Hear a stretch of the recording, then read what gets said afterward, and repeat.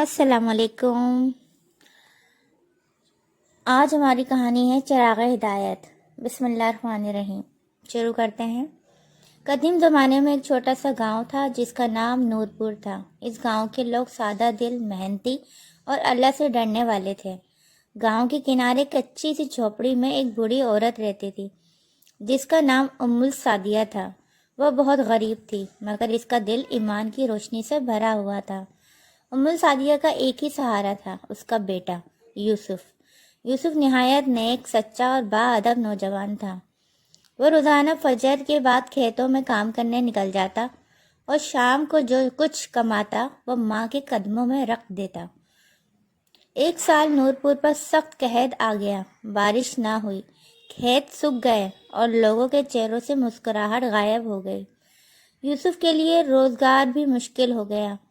کئی دن بعد گھر میں صرف پانی اور چند خشک روٹیاں باقی بچی تھیں۔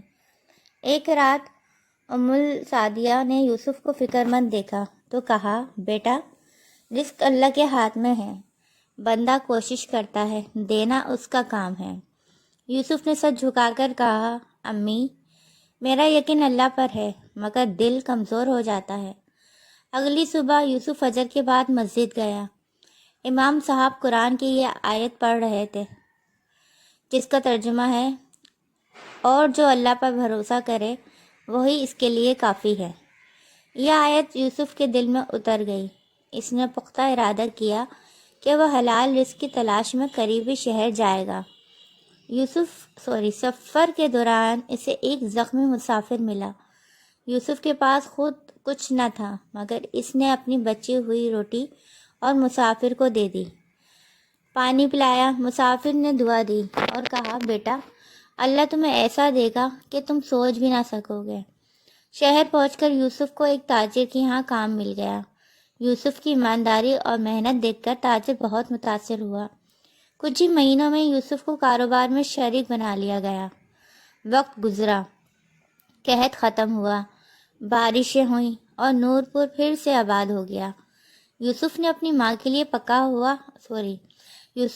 ماں کے لیے پکا گھر بنوایا، مسجد کی مرمت کروائی، غریبوں کی مدد کی اور اپنا معمول بنا لیا غریبوں کی مدد کرنا۔